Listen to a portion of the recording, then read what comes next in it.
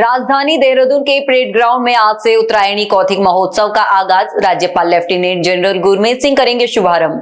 देहरादून के सहसपुर में जन जन की सरकार जन जन के द्वार कार्यक्रम का आगाज। कैबिनेट मंत्री गणेश जोशी ने की शिरकत। हरिद्वार के मनसा देवी पहाड़ियों का किया गया स्थलीय निरीक्षण। भूस्खलन रोकने के लिए अंतर्राष्ट्रीय टीम मुस्तैद। अजीत पवार की अस्थियां पहुंची वीआईपी घाट। वैदिक मंत्रोच्चारण के साथ हुआ अस्थि विसर्जन। नमस्कार, आप देख रहे हैं उत्तराखंड टाइम और मैं हूं आपके साथ अनुरागनी। अब खबरें विस्तार से। देहरादून के सहसपुर में कैबिनेट मंत्री गणेश जोशी ने बहुउद्देशीय शिविर में शिरकत की। प्रशासन चला गांव की ओर अभियान के तहत उन्होंने जनता की समस्याएं सुनी और मौके पर ही अधिकांश समस्याओं का समाधान किया। कार्यक्रम में मंत्री जोशी ने किसानों को कृषि उपकरण, चेक और महिलाओं को महालक्ष्मी किट भी वितरित की। साथ ही उन्होंने ग्रामीणों को नशा मुक्ति की शपथ दिलाकर सामाजिक जागरूकता का संदेश दिया। मैं इस अनूठी पहल के लिए माननीय मुख्यमंत्री जी का आभार करता हूँ कि उनके मार्गदर्शन में जन जन की सरकार जन जन के द्वार कार्यक्रम पूरे प्रदेश में चल रहा है। अभी तक लगभग 7 लाख लोगों ने इसका लाभ लिया है और इसके कार्यक्रम की सफलता को देखते हुए इसको 15 दिन और बढ़ा दिया गया है। हमारे 28 से अधिक विभाग मौके पर आकर वहीं पर समस्याओं का समाधान कर रहे हैं। आज इस शिविर में 40 शिकायतें आई, उनका समाधान मौके पर किया गया, क्योंकि मुझे बताया गया कि इस गांव में आज 2 शादियां हैं जिसकी वजह से अपेक्षित लोग यहां पर नहीं आ पाए। मैंने अपने एसडीएम साहब से कहा है कि यहां के जनप्रतिनिधियों पर ग्राम प्रधानों से बातचीत करके अगर वो आवश्यकता हो तो कैंप फिर लगाया जाए, क्योंकि हमारा ये मानना है कि प्रदेश व केंद्र सरकार की जो योजनाएं जनता के लिए बनी हैं उनका लाभ अधिक से अधिक जनता को मिले। राजधानी देहरादून के परेड ग्राउंड में आज से उत्तरायणी कौथिग महोत्सव का आगाज होने जा रहा है। 5 से 8 फरवरी तक चलने वाले इस भव्य महोत्सव का शुभारंभ राज्यपाल लेफ्टिनेंट जनरल गुरमीत सिंह करेंगे। तो वहीं सेवा संकल्प फाउंडेशन की अध्यक्ष गीता धामी के अनुसार महोत्सव में नंदा राजजात और छोलिया नृत्य जैसे सांस्कृतिक रंगों की साथ साथ पारंपरिक व्यंजनों और ऐपण प्रतियोगिता की धूम रहेगी। इस महोत्सव का मुख्य उद्देश्य उत्तराखंड की लोक कला, बोली भाषा और समृद्ध विरासत को राष्ट्रीय स्तर पर नई पहचान दिलाना है। कल हमारी शोभा यात्रा सुबह 11 बजे से शुरू होगी, जिसमें शंखनाद कर हमारे लोक परंपराओं को जीवंत करते हुए और अलग अलग तरह के वेशभूषा में लोग आएंगे। ढोल नगाड़ों के साथ, ढोल दमों के साथ में हमारी यह शोभा यात्रा का शुभारंभ होगा और सभी हमारे कल्चर, जितना हमारा जौनसार, बावर, हमारे कुमाऊँ, गढ़वाल, हमारी गोरखाली समाज के लोग, सभी लोग जो है इस शोभा यात्रा में प्रतिभाग करेंगे। और इसमें जो है हमारे गोलजू महाराज की डोली भी निकाली जाएगी, माँ नंदा देवी की डोली निकाली जाएगी, साथ में अनेकों देवी देवताओं का इसमें जो है उसमें दिखाया जाएगा। और इस शोभा यात्रा में अधिक से अधिक लोगों को मैं आग्रह करती हूँ कि आप लोग अपना प्रतिभाग करें और इसको जो है और सुंदर इसको भव्य रूप दें। हरिद्वार की मनसा देवी पहाड़ियों पर भूस्खलन रोकने के लिए अंतर्राष्ट्रीय विशेषज्ञों की टीम ने कमान संभाल ली है। उत्तराखंड भूस्खलन प्रबंधन केंद्र के नेतृत्व में विश्व बैंक और नॉर्वे के विशेषज्ञों ने पहाड़ियों का स्थलीय निरीक्षण किया। इस टीम में भारत के साथ साथ नेपाल और भूटान के विशेषज्ञ भी शामिल हैं। निरीक्षण के दौरान ढाल स्थिरता और जल निकासी व्यवस्था का वैज्ञानिक आकलन किया गया, ताकि भविष्य में भूस्खलन के खतरों को कम करने के लिए सटीक और आधुनिक समाधान लागू किए जा सके। लालकुआं नगर पंचायत के पूर्व अध्यक्ष और वरिष्ठ व्यापारी नेता स्वर्गीय रामबाबू मिश्रा की 13वीं पर कई दिग्गजों ने उन्हें श्रद्धांजलि अर्पित की। नेता प्रतिपक्ष यशपाल आर्य ने भी उनके आवास पर पहुंचकर पुष्प अर्पित किए और उनके निधन को क्षेत्र के लिए अपूरणीय क्षति बताया। निश्चित रूप से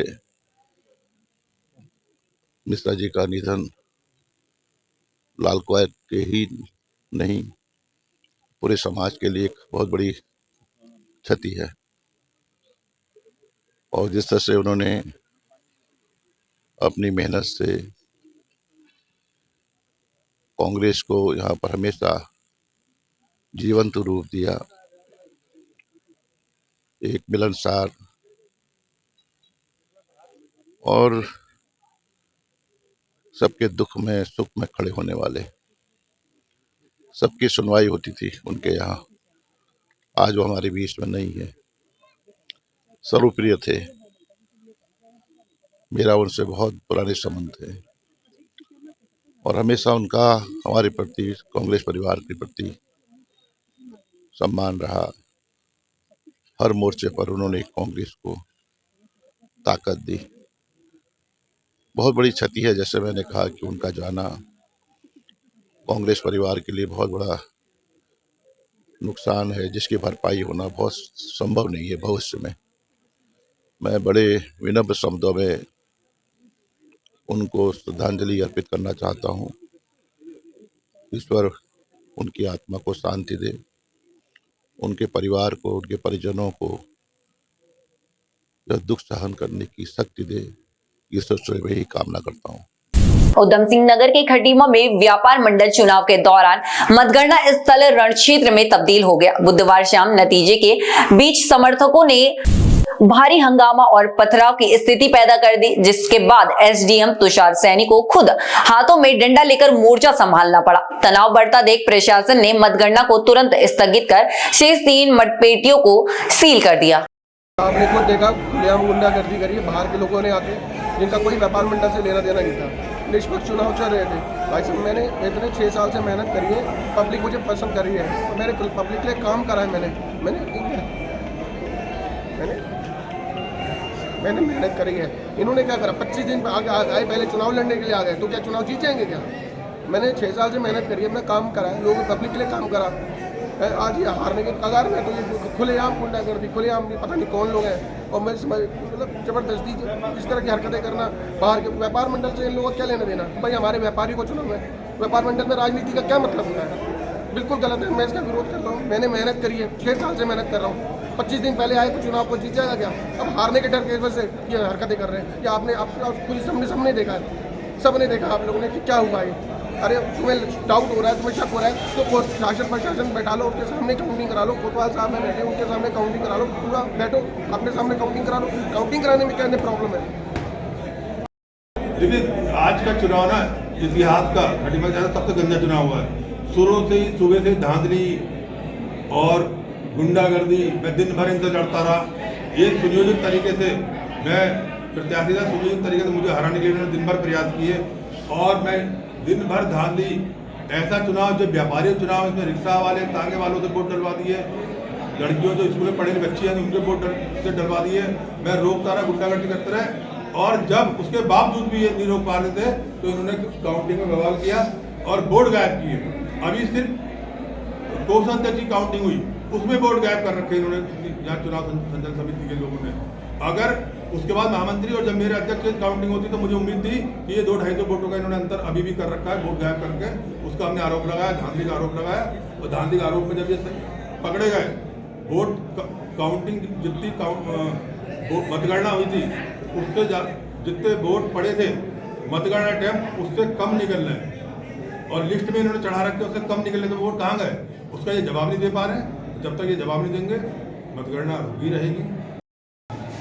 जैसा कि सुनने में आया है कि व्यापार मंडल की जो संचालन समिति है, उसके द्वारा कई बार शिकायत करने के बाद भी जो प्रत्याशी हैं, वो सारे प्रत्याशी ने इसमें शिकायत दर्ज करा रहे थे कि चुनाव में धांधली हो रही है, लेकिन उसके बावजूद भी चुनाव संचालन समिति द्वारा उनकी एक भी नहीं सुनी गई, जिसका प्रति उनमें आक्रोश भी था। और उसके बाद जब काउंटिंग स्टार्ट भी हो गई, उनका मतलब उनको भी लगा कि चलो जो भी हुआ सो हुआ, उसमें भी वोटों की गिनती में बड़ा कोई परिवर्तन आ रहा था, जिस वजह से इतना सब ये तमाशा हुआ है। और इसमें तथाकथित कुछ कांग्रेस के नेताओं का भी एक हाथ है कि जो चाहते हैं शहर में बदअमनी हो, और उसके लिए उन लोगों ने पूरा प्रयास किया। तो हम कहना चाहते हैं कि व्यापार मंडल का एक छोटा सा चुनाव है, इसमें इस तरीके की हरकत जो कांग्रेसियों द्वारा की गई वो नहीं करनी चाहिए थी। ये कहूँगा कि प्रशासन कहता है ऊपर से फ़ोन आया और चुनाव कैंसिल कराना है, चुनाव समिति पे दबाव बनाया, और चुनाव समिति के सारे लोग चाहते थे कि काउंटिंग हो, लेकिन कांग्रेस समर्थित या जो निर्दलीय थे वो चुनाव जीत रहे थे, और जो भारतीय जनता पार्टी ने जो चुनाव लड़ाए थे वो हार रहे थे। इसलिए जो है जबरन एक चुनाव कैंसिल कराया गया। ये लोकतंत्र की हत्या की प्राथमिकता है जो स्पष्ट आज दिखी है। प्रशासनिक अमला जो यहाँ आया था वो वही प्रशासनिक अमला है जो परसों जो है अशोक फार्म में बिना किसी सरकारी आदेश के, बिना कोर्ट के आदेश के भूमाफियाओं के साथ जमीन जुतवा रहा था। और मैंने खुलेआम यहाँ के उप जिलाधिकारी और प्रशासन को कहा है कि सरकार बदलेगी तो जो तुमने किया है उसकी सजा तुम्हें जरूर देंगे, तुम्हें छोड़ेंगे नहीं। और इस बात को मैं आज फिर आपके माध्यम से कहना चाह रहा हूँ, ये भ्रष्ट अधिकारी हैं, ये इसी उत्तराखंड में नौकरी करेंगे, लेकिन जब सरकार बदलेगी, समय बदलेगा, इन्होंने जो पाप किया है उसकी सजा इन्हें हम जरूर देंगे। देखिए, ये जो है निर्णय चुनाव समिति जो संचालन समिति है उसने निर्णय लिया कि क्योंकि सिचुएशन थोड़ा आउट ऑफ हैंड पे जा रही थी और प्रॉपर व्यवस्थाएं भी नहीं थी, तो इसी वजह से अभी के लिए उन्होंने मतगणना रोकने का डिसीजन लिया। तो चुनाव समिति नहीं करनी। रामनगर के पिरुमदार क्षेत्र में एक 22 वर्षीय युवक की संदिग्ध परिस्थितियों में फंदा लगाकर आत्महत्या कर ली। घटना के वक्त घर में कोई भी मौजूद नहीं था। मृतक के पिता के अनुसार युवक नशे की लत का शिकार था, जिसे लेकर उसे कई बार समझाया भी गया था। घटना के बाद सूचना पर पहुंची पुलिस ने शव को कब्जे में लेकर पोस्टमार्टम के लिए भेज दिया है और मामले की विस्तृत जांच शुरू कर दी है। बेटे के साथ घटना हुई, क्या है पूरा मामला? सर थोड़ा नशेबाजी करता था, उसकी वजह से इन्हें फांसी खा ली। क्या नाम था इसका? निशांत। कितनी उम्र थी? सर 22 साल। जब फांसी खाई घर में कोई था? नहीं सर, कोई नहीं था घर में। काय पे लटका है? सर उससे पंखे पे लटका, कुंडे में? पंखे के पंखा तो नहीं था साहब, उसमें कुंदा था ना पंखे वाला, उसमें लटका हुआ। काय का नशा करता था? ये सर भांग का। आज कोई बात हुई थी घर में? नहीं, कोई नहीं सर। 2:30-3 बजे मेरे दोहरे आया सर, ये खाना वाना मेरे लिए चाय भी लाया बना के। उसके बाद मैं काम पर चला गया। इसकी मम्मी जो है स्कूल लौंडिया को लेने चली गई, बस उसी बीच में कर दिया। विकासनगर की कालसी में देर रात एक रिहायशी मकान में भीषण आग लगने से हड़कंप मच गया। सेवानिवृत्त तहसील कर्मचारी मदन सिंह के घर में लगी इस आग ने देखते ही देखते विकराल रूप धारण कर लिया, लेकिन सकरी गली होने के कारण फायर ब्रिगेड को पहुंचने में भारी मशक्कत करनी पड़ी। हालांकि पुलिस और ग्रामीणों ने तत्परता दिखाते हुए आग पर काबू पाया। महाराष्ट्र के पूर्व उप मुख्यमंत्री स्वर्गीय अजित पवार की अस्थियां आज धर्मनगरी हरिद्वार लाई गई, जिसके बाद वीआईपी घाट पर पूरे मंत्रोच्चारण के साथ और विधि विधान के साथ अस्थियां विसर्जित करने की प्रक्रिया संपन्न की गई। बता दें, परिवार के सदस्य पुरोहितों की मौजूदगी में धार्मिक रीति रिवाजों के अनुसार गंगा तट पर पूजा अर्चना की गई। वीआईपी मूवमेंट को देखते हुए जिला प्रशासन अलर्ट मोड पर है और घाट क्षेत्र में सुरक्षा के कड़े इंतजाम किए गए हैं। महाराष्ट्र के उप मुख्यमंत्री थे और उनकी शख्सियत पूरे हिंदुस्तान में उनको मानने वाले लोग थे। सब लोगों की ये अपेक्षा थी, जो लोग उनकी अंतिम यात्रा में शामिल नहीं हो पाए थे, वो चाहते थे कि उनको एक भावपूर्ण श्रद्धांजलि दी जा सके। इसलिए हम लोगों ने परिवार से निवेदन किया और उनकी अस्थियों को हिंदुस्तान के सभी पवित्र नदियों में प्रवाहित करने के लिए राष्ट्रवादी युवक कांग्रेस ने फैसला किया। आज हम लोगों ने शुरुआत हरिद्वार से की है, इसके बाद काशी जाएंगे, इसके बाद प्रयागराज जाएंगे, इसके बाद मां नर्मदा में उनकी अस्थियों को प्रवाहित किया जाएगा, इसके बाद रामेश्वरम जाया जाएगा। कश्मीर से लेकर कन्याकुमारी तक जितने भी पवित्र नदियां हैं उनमें उनको प्रवाहित करने का काम राष्ट्रवादी युवक कांग्रेस करेगी। ठीक। रुड़की के मंगलौर में गंग नहर की आसव नहर झील में उस वक्त हड़कंप मच गया जब वहां से एक साथ 13 गायों के शव बरामद हुए। सूचना मिलते ही पुलिस और गौरक्षक दल के कार्यकर्ता मौके पर पहुंचे और जेसीबी की मदद से शवों को नहर से बाहर निकाला गया, जिसके बाद सभी शवों को गड्ढा खोदकर दबा दिया गया है। लेकिन गौरक्षक दल ने इसे एक बड़ी साजिश करार देते हुए दोषियों के खिलाफ सख्त कार्यवाही की मांग की है। फिलहाल पुलिस इस गुत्थी को सुलझाने में जुटी हुई है कि इतनी बड़ी संख्या में गायों की मौत कैसे हुई और उन्हें नहर में किसने फेंका। ऐसी ही खबरों के लिए बने रहे हमारे साथ। नमस्कार।